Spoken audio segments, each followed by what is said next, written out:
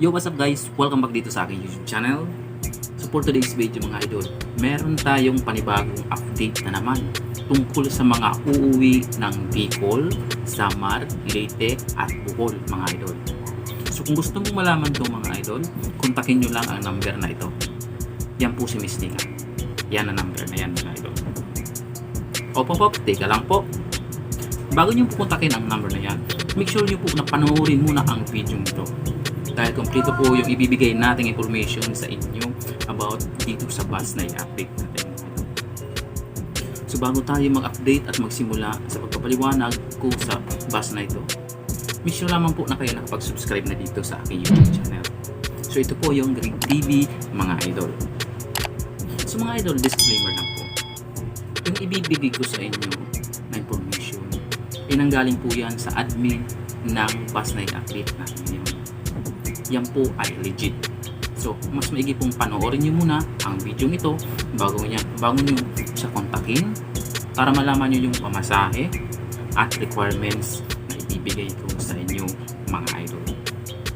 So, bago tayo magpatuloy, gusto ko lang i-shoutout ang mga bago nating pasok ng mga supporters, mga subscribers na nag-subscribe sa akin bago tayo magpatuloy mga idol.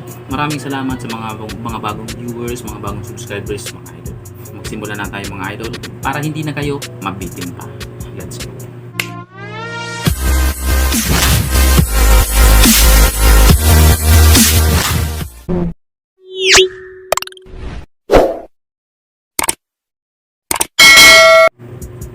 Yo, what's up guys? Welcome back dito sa aking YouTube channel. Ang ibibigay ko pong information sa inyo ay galing po sa bus na 3 Juice. Ayan po yung bus na yan.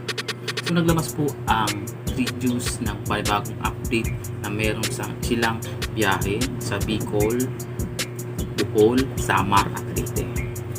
Mga idol, ito po yung update natin.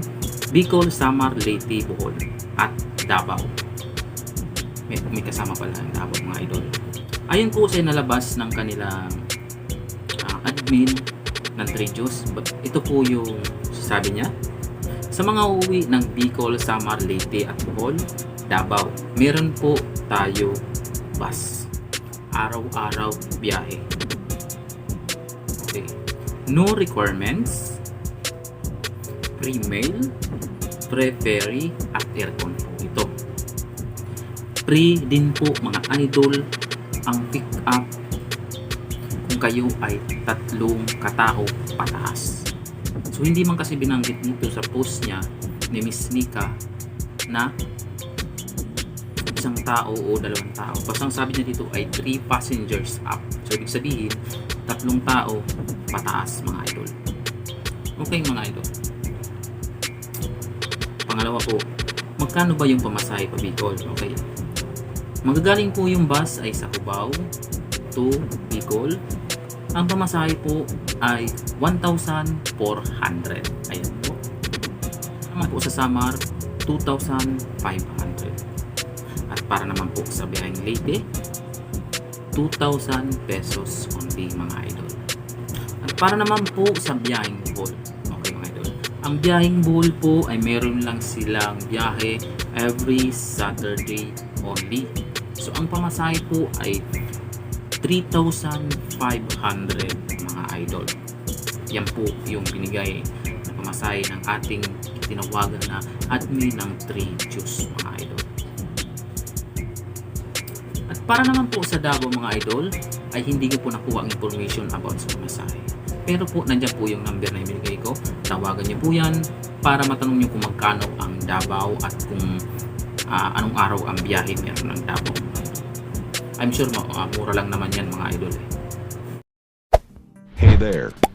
Subscribe to my channel. And also press this bell icon. Para po sa requirements, ayan. Wala na pong requirements silang hinihingi mga idol. Pero kung meron kayong vaccination card, kung meron kayong valid ID, dalhin nyo lang yan. Wala namang problema yan mga idol. Basta sabi niya dito, no need requirements mga idol.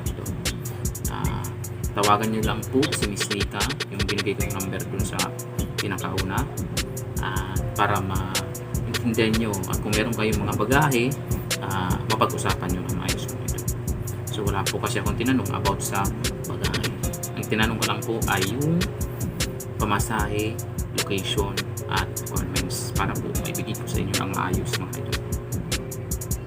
Dahil alam ko medyo nahihirapan kayo maghanap ng mga masasakyan ngayon, lalo kung hindi nyo pa kabisado ang Cubao, terminal, o Cubao kung hindi nyo pa kabisado yung Cubao yun nga, Cubao Cubao nga mga idol, Cubao. Okay mga idol, about po sa gusto nyo pang mga itanong, make sure lamang po natawagan nyo si Miss Nika para po lubos yung maintindihan. Kung meron naman po kayong mga tanungan sa akin, tawagan, mag-comment lang po kayo dyan sa baba sa comment section, at pag nabasa ko yan, agad ko kayong re-replyan mga idol about sa inyong mga tanungan about sa bus na 3 juice.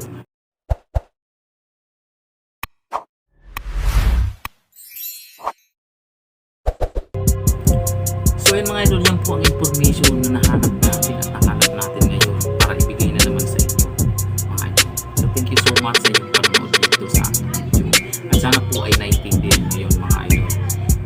Yun, bago ka pa lamang dito sa aking YouTube channel, make sure mo mag-subscribe na po, pinutin ang like at pinutin ang bell button dito para sa mga susunod yung updates sa biyahe ay manonood may agad kayo mga idol.